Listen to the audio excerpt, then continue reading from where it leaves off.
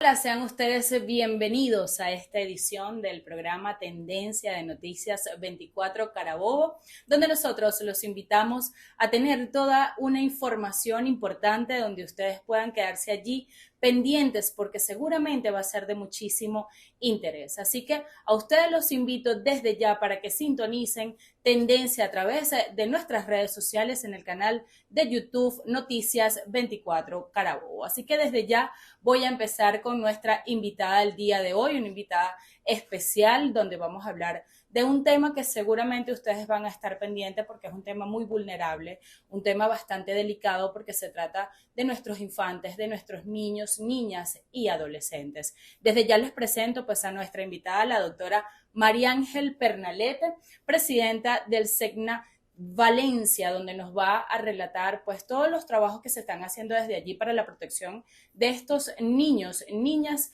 y adolescentes. ¿Cuál es el tema de hoy? Bueno, allí lo hemos promocionado, tiene que ver con el abuso infantil, la pedofilia y también el acoso escolar. Serían los 3 puntos básicos de lo que nosotros estaremos tocando acá en Tendencias. Así que te doy la bienvenida, María Ángel, por estar acá con nosotros, acompañarnos y hablar de este tema tan sensible que nos conmueve a toda la sociedad, sobre todo a los que somos madres y también a los padres allí con respecto a este punto, porque las estadísticas, bueno, vienen aumentando, vienen familiarizándose muchísima gente porque están subiendo además estos casos, cosas que vamos a estar tratando, cuáles son las vías correspondientes para hacer las denuncias, para que podamos nosotros atacar, ¿no? O contraer parte de esta situación que nos viene lamentablemente afectando, ¿no? Como sociedad y que ustedes están allí en resguardo de estos infantes. Así que bienvenida a Tendencias.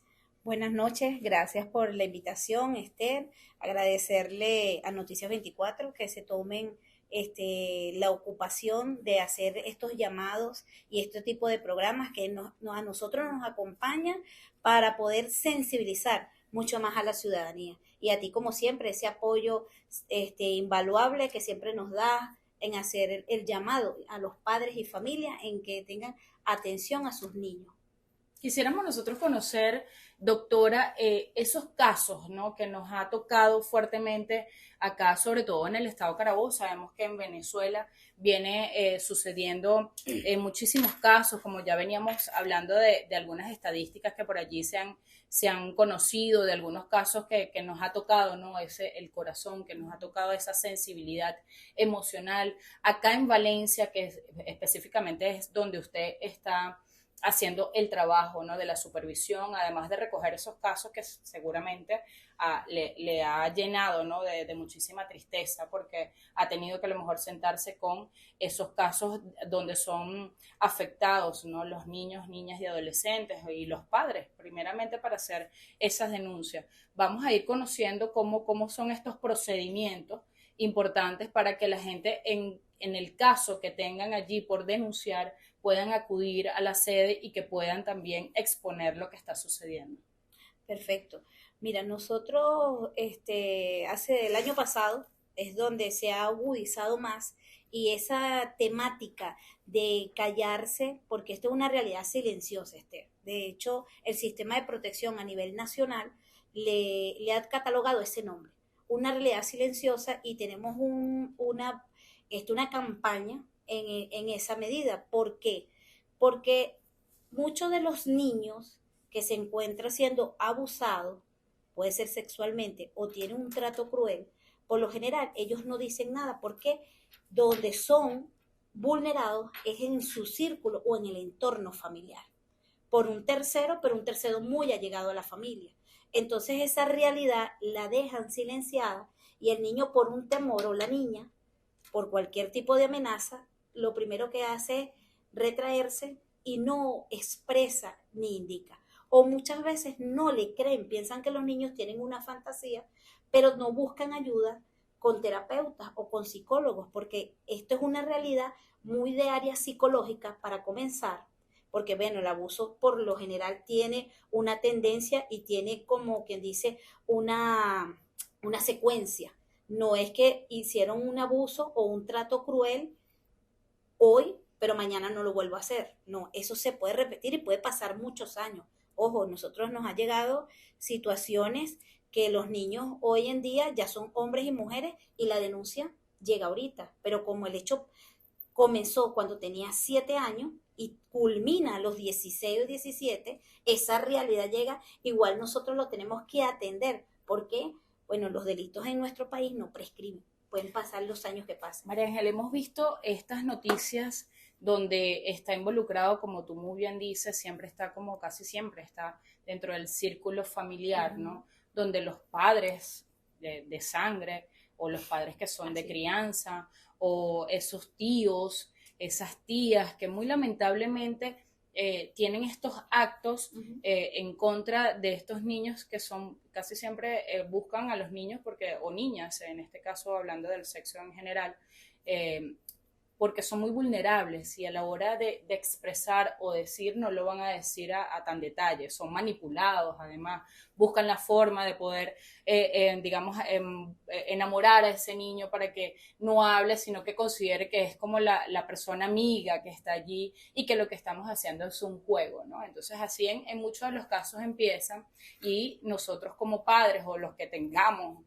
esa cercanía con estos niños que de alguna manera tenemos que estar vigilantes con quien los dejamos, por más que sea familia, porque bueno, sabemos que todos tenemos que, como padres, tenemos que salir a la calle a trabajar y buscar la forma digamos, de cumplir con nuestras responsabilidades y es por eso que a veces tenemos que dejarlos bien sea con los abuelos, con los tíos, con una persona cuidadora que está permanentemente allí, pero tenemos que estar muy alertas y que tenemos que utilizar las herramientas para estar permanentemente vigilantes de nuestros niños.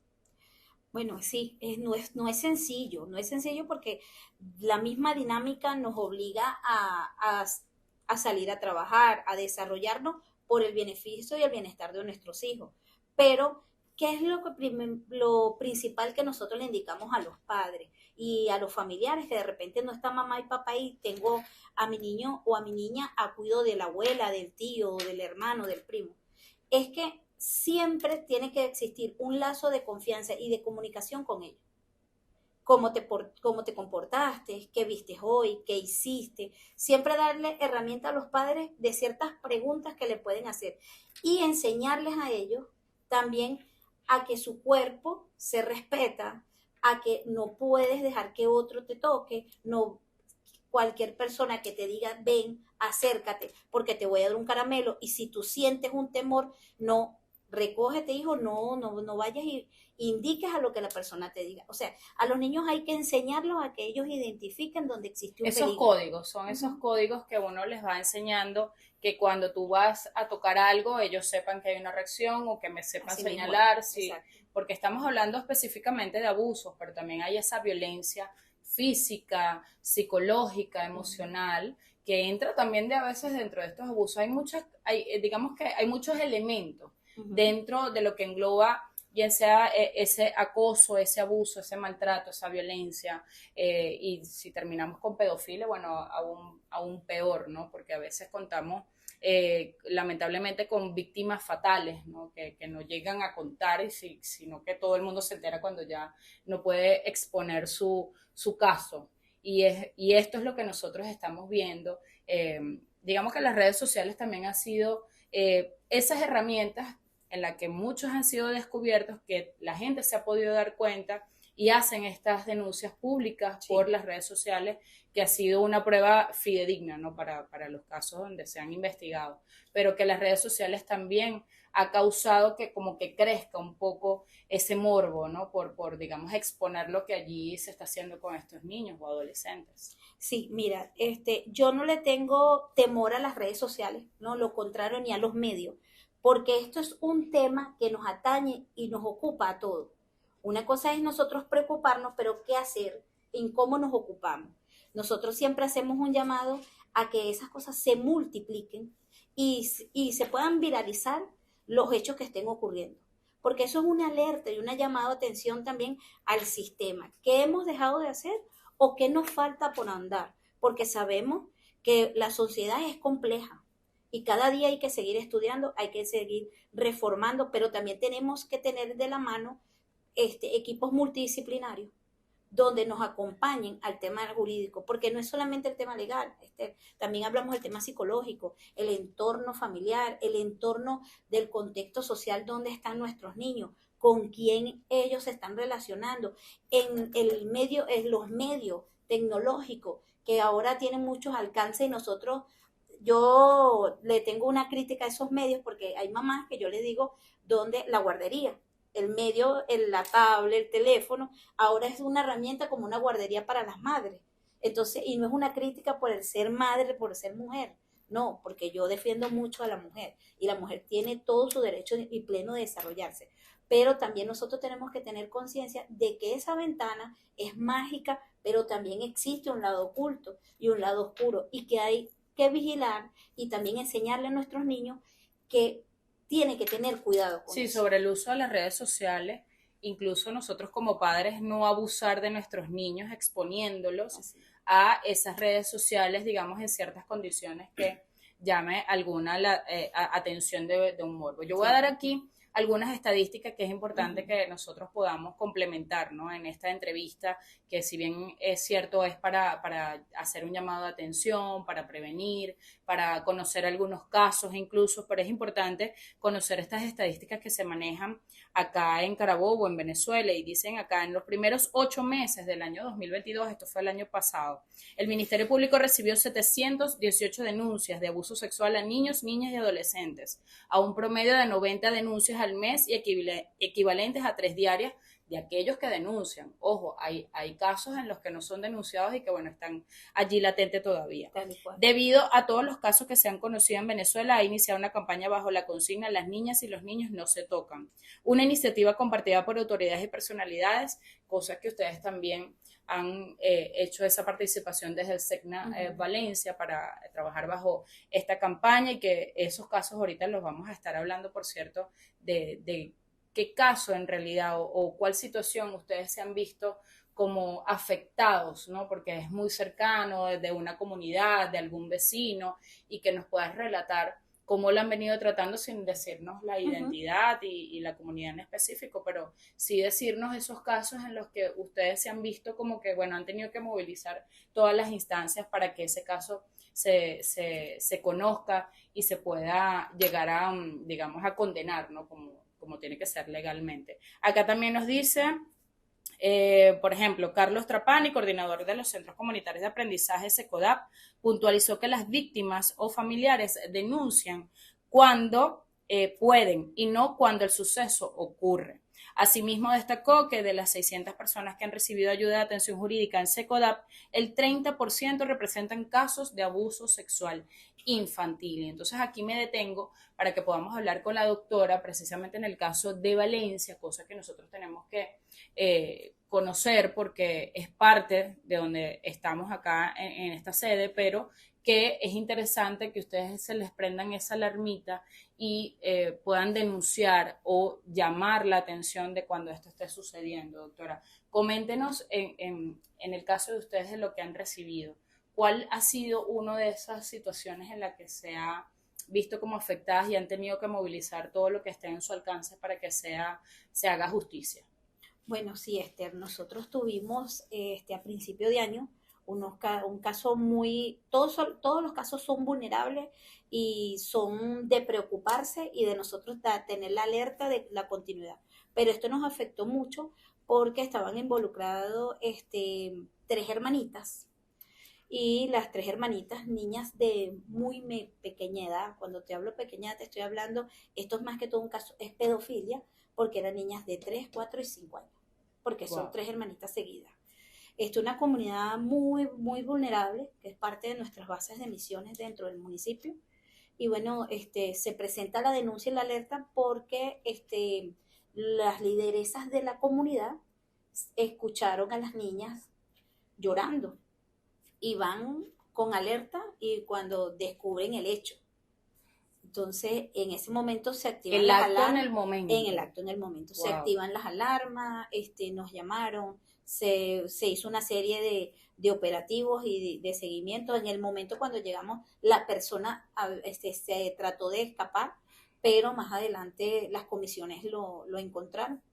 Y eso nos afectó porque decíamos, Bueno, sabemos que está pasando, pero no nos íbamos a imaginar que en plena luz del día iba a ocurrir eso en una comunidad, Y un con día común, tres, con tres con tres niñas. niñas, con tres niñas. Este señor no es su papá, es el padrastro. Bueno, la mamá salía a trabajar y la dejaba cuidando con él. Imagínese usted Sí, dónde dejó entonces las manos. en esa realidad, la mamá cuando llega, bueno, se sintió desmoralizada, se sintió culpable, primero la culpa, y segundo, bueno, el desconocimiento de no saber qué es lo que es un abuso sexual y mucho menos una pedofilia. Porque se presumió la pedofilia? Porque hubieron elementos donde esas niñas vivieron unas cosas que se dio por terminado en el área psicológica de que no era solamente un abuso sexual, había un juego pedófilo dentro de las tres niñas. Wow. Ahorita las niñas se encuentran en proceso Y que en el de momento no era la recuperación. primera vez, No, había seguramente pasado sí, ya, mucho porque tiempo. él tenía 2 años viviendo con ella. Entonces, esto se determinó mediante las áreas psicológicas por el equipo multidisciplinario. Bueno, el Ministerio Público hizo lo propio. La persona está detenida, está la denuncia formalmente, eso ya sigue un curso judicial. Y nosotros, a través del sistema de protección, le dimos todas las medidas requeridas de protección en el momento a las niñas. Y bueno, ellas se encuentran ahorita en estos momentos en evaluación constante en área psicológica, a pesar de que están muy pequeñas, pero sí están muy delicadas en el aspecto de que, por lo menos la que tiene 6 años, ya ella está sexualizada y ya nosotros tenemos que tratarla muy profundamente. Claro, sí. Por ejemplo, doctora, para que nos cuente, bajo esa responsabilidad que usted tiene, escuchar estos casos, porque usted es mamá, Uh-huh. y digamos, poderse contener ante escuchar esta barbaridad y poder decir, tengo que ayudar, o sea, dejar mi sentimiento de repente aquí guardadito, porque uno escucha eso y bueno, a uno se le aguarapan allí los ojos o se siente afectada también, ¿no? Sí. Y muy cercana. Entonces, ¿cómo busca, ¿no? Salir de ese sentimiento de mamá, de esa sensibilidad para enfrentar ahora esta situación que sabemos que a lo mejor es tanto lo que has escuchado que no cualquier caso te conmueve, pero que sí en este particular que me estás hablando. Fíjate, uno le sigue conmoviendo, porque cada caso tiene una particularidad, cada caso siempre es distinto. Entonces tú te sigues preguntando, wow, pero sigue pasando esto. Seguimos en la misma. ¿Por qué? Entonces siempre vas a tener siempre vas a tener una tristeza. Pero entonces también nos llenamos de fe, de mucho amor y sobre todo a Cristo, porque con Él es que uno puede sanar para poder seguir y trabajar y ocuparnos de lo que nosotros, un granito de arena, le podemos promover para la protección de estos niños, porque queremos una sociedad que sea más humana, queremos una sociedad más sensibilizada, queremos una sociedad llena de respeto, de igualdad, y lo tenemos que hacer a cuesta de lo que sea. Y que Entonces, esos niños tengan un futuro más deseado, ¿no? Un así futuro es. mejor, doctora. Entrando precisamente en ese ámbito de abusos, que ya vamos a lo que significa el acoso escolar también, Uh-huh. porque estos abusos también se ven dentro Sí. de las instituciones educativas, Uh-huh. lamentablemente, ¿no? O sea, es por donde quiera que tú vayas, hay una situación de alguna persona que esté enferma emocionalmente, psicológicamente y que venga a captar a esos niños o a esos adolescentes, sobre todo en las instituciones educativas ocurre mucho con adolescentes y entra el tema allí también con el acoso escolar, que sería ahora esta especie también de bullying, ¿no? que existe entre los alumnos y los compañeros.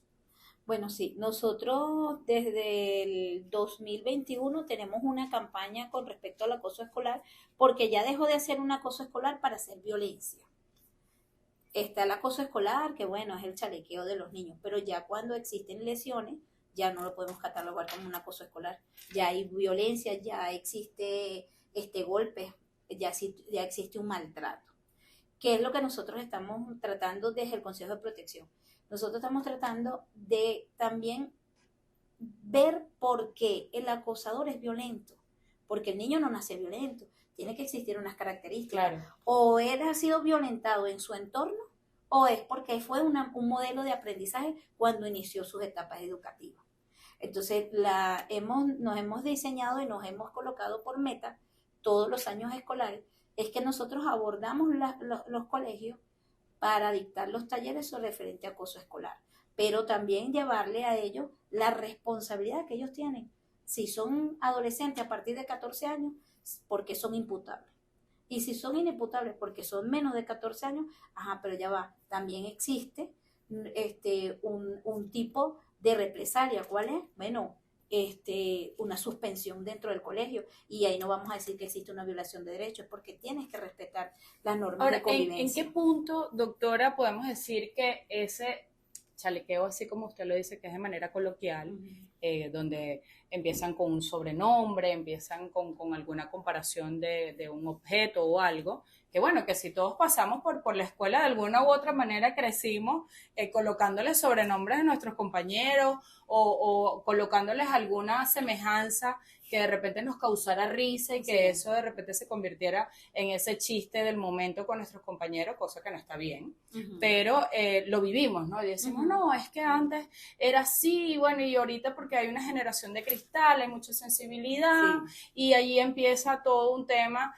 de crisis, de depresiones incluso, porque los llevan a depresiones cuando digamos que ese chalequeo se convierte en una masiva, ¿no? Donde todos se unen para señalar a ese compañero. ¿Cómo nosotros podemos diferenciar eso, que lo que era antes, hoy en día sigue siendo igual, pero un poquito más afectados? Eso creándole las conciencias a los compañeros dentro de las aulas.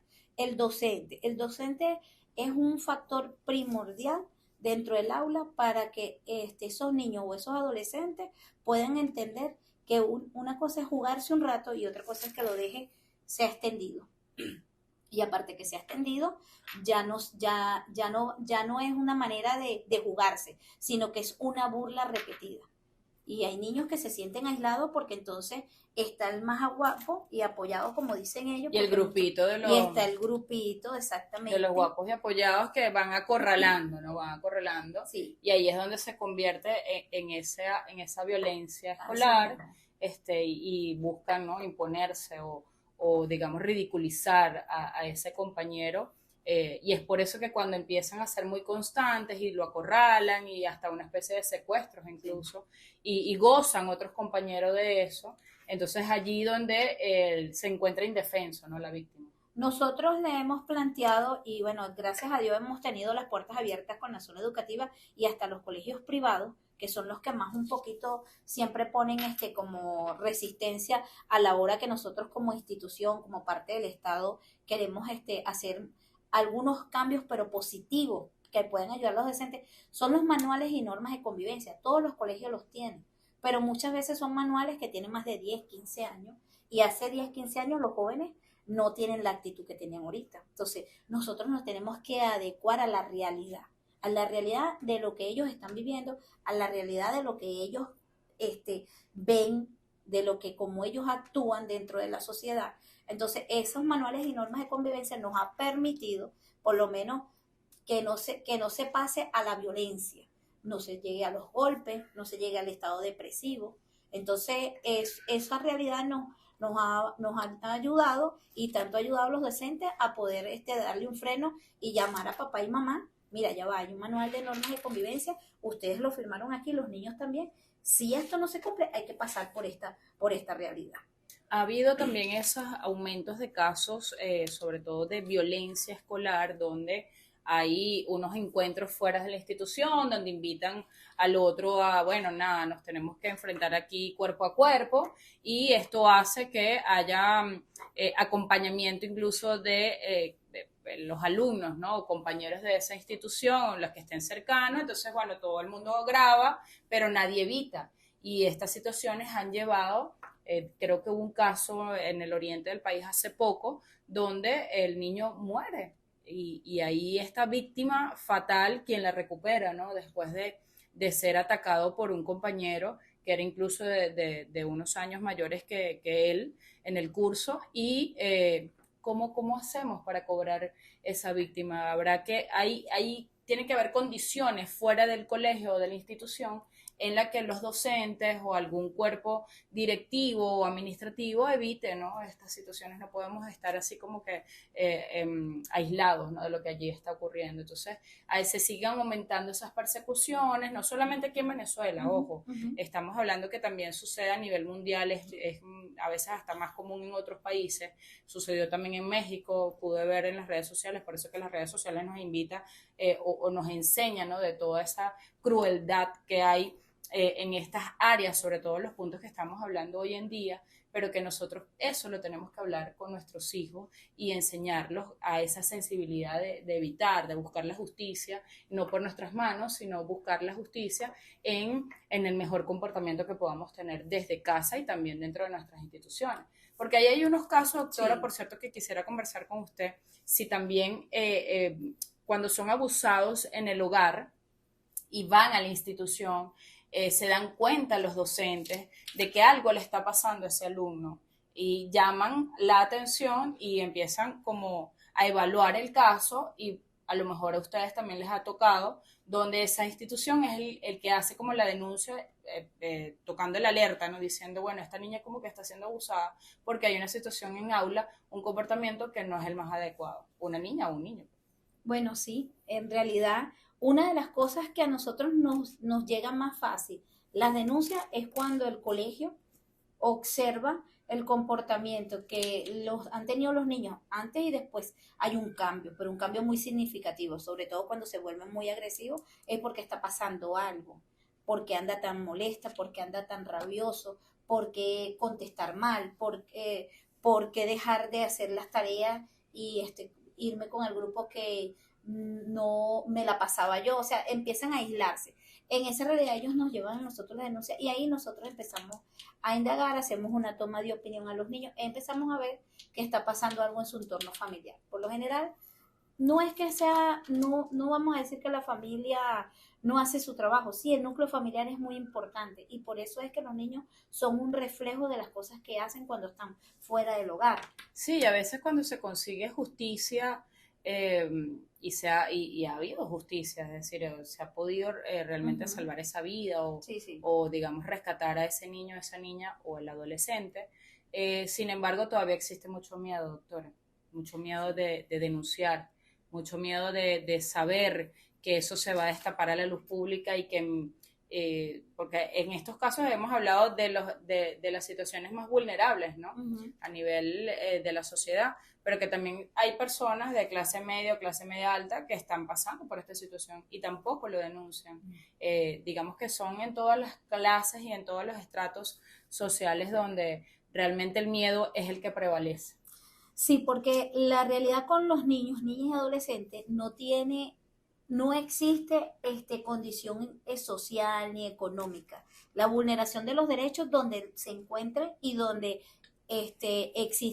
existe aquel comportamiento donde ellos van a sentir maldad y donde pueden ellos estar siendo abusados, vulnerados o donde realidad ellos se sienten que no son escuchados, no son amados, no son queridos. O sea, es una serie de sentimientos y una serie de choque emocional que nuestros niños, niñas, adolescentes se mantienen. ¿Por qué? Bueno, porque se están desarrollando, porque apenas están aprendiendo lo que es la sociedad, lo que es el amor. O sea, ellos carecen de muchas cosas, por eso es que son niños, son niñas y son adolescentes. Porque Así les es. pasa, todavía les falta el aprendizaje. Ahora, aquellas personas que se sientan identificadas con estos casos, allí en pantalla vamos a estar colocando esos contactos, tanto del SECNA Valencia y otros contactos donde ustedes puedan hacer la denuncia de su comandancia más directa o cuáles son las, digamos, idóneas donde usted pueda llegar y conseguir esa protección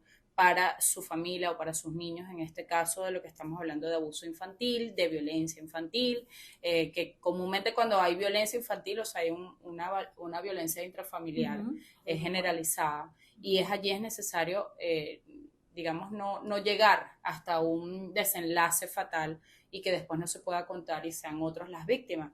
Yo quisiera dar estos datos también para ir complementando parte de esta entrevista, sobre todo en el estado Carabobo, que ocupa el segundo lugar nacional en maltrato y abuso infantil, con más de 2.270 casos, es decir, en Carabobo, donde nosotros estamos lamentablemente en Venezuela, estamos ocupando el segundo lugar y bueno, de verdad que lo digo con muchísima tristeza. La mayoría de los hechos son cometidos por parientes cercanos o personas allegadas al entorno social de la víctima, que ya veníamos hablando desde el principio del programa. Hasta la fecha, cerca de terminar el 2022, todos estos datos los estamos dando hasta el 2022, todavía no hay datos confidenciables, ¿no? que allí estén del 2023, los casos han aumentado un 65%.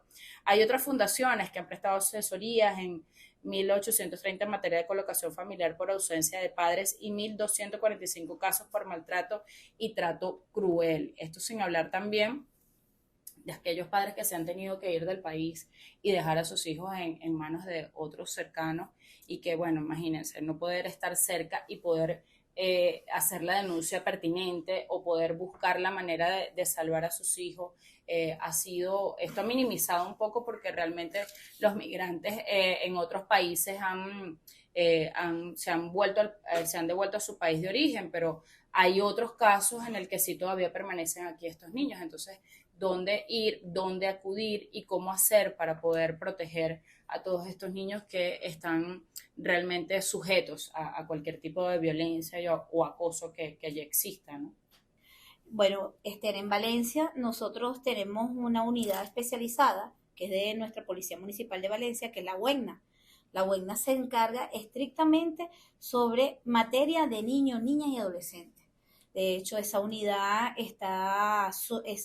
fueron solicitadas por el Ministerio de Interior y Justicia. Y bueno, en cada cuadrante de paz, que está una comandancia de nuestra policía, sobre todo en las nuevas plazas que se hicieron, las inauguraciones, las modificaciones que se le hicieron, existe una unidad especializada.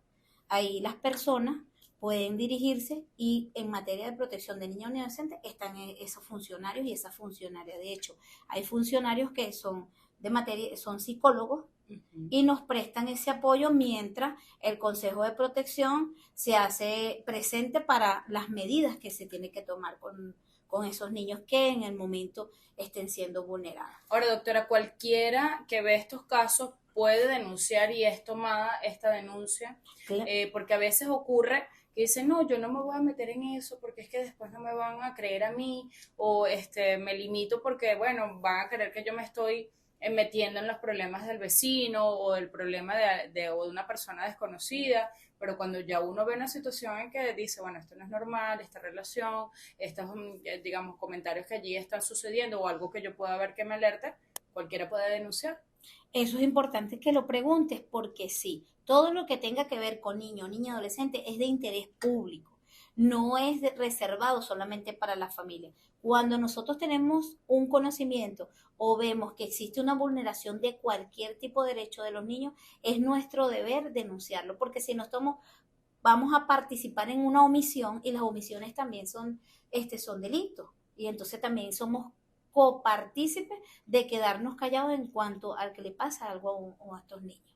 Bueno, ya ustedes saben, a quienes tengan interés, ¿no? Realmente en este tema o que vean algo o que sientan que ustedes serán parte de una solución, es necesario que ustedes hagan la denuncia también o inviten a esa persona que cree que tiene miedo porque su hijo está siendo abusado, bien sea por el padre, cosa que yo no me puedo explicar realmente cómo los padres de sangre lo puedan hacer, pero cómo buscar, ¿no?, esta solución y que entre todos, unidos, podemos estar allí haciendo justicia. Y es importante que estos temas lleguen, sensibilicen a toda la sociedad y estemos en alerta en estos teléfonos digitales que se ha convertido en una herramienta también de trabajo, de entretenimiento, pero también ha sido muy, muy peligrosa para esas personas que tienen un morbo, ¿no? Y que buscan también exponer a esos infantes o hasta tratas que ha habido de los niños, niñas y adolescentes por teléfono. Entonces hay que estar muy pendientes porque además también hay que hacer una alerta, doctora, cuando nuestros hijos que son adolescentes, que son los que tienen estas herramientas más comunes y ya manejan las redes sociales, cuando hay un intruso, digamos, buscando ahí pescar algo entre las redes sociales, ¿cómo hacer? Bueno, nosotros tenemos la responsabilidad de nuestros niños o de nuestros adolescentes, somos nosotros los padres vigilantes de que eso no esté sucediendo, no corra allí, porque sería ya más responsabilidad de nosotros que de los adolescentes o de esa persona que está por allí husmeando a ver qué busca. Y que aparte de eso nosotros tenemos que no normalizar esa relación de un adolescente con una persona adulta, sea hombre o sea mujer. Eso ya no podemos dejarlo, porque eso lo hacían en épocas pasadas nuestros antepasados, porque bueno, había un desconocimiento. Pero ahorita en la actualidad eso no se puede seguir permitiendo que se normalice en la sociedad. Un adulto tiene que salir con una mujer adulta, o una mujer adulta con un hombre adulto. No tiene por qué salir con un adolescente de 13, 14, 15 años, porque no sabe. Y que ese adolescente no muestre más de lo que le esté pidiendo por esas redes sociales, porque es allí donde viene esa curiosidad que se despierta y el adolescente cae, ¿no? En ese tipo de comunicación o de esa trampa que bien hábil es digamos, el adulto para solicitar algunas cosas que por allí por redes sociales que se expanden después o se viraliza por todas partes. Porque claro, Esther, ahorita nuestros niños son muy precoces en cuanto a desarrollo mental, bueno, porque es la misma condición de la sociedad que los va desarrollando. Te voy a dar un ejemplo muy mío personal. Mi hijo tiene 12, pero ya casi mide 1,70.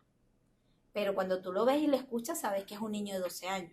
Pero entonces él le eso llama que está muy bien alimentado. Sí.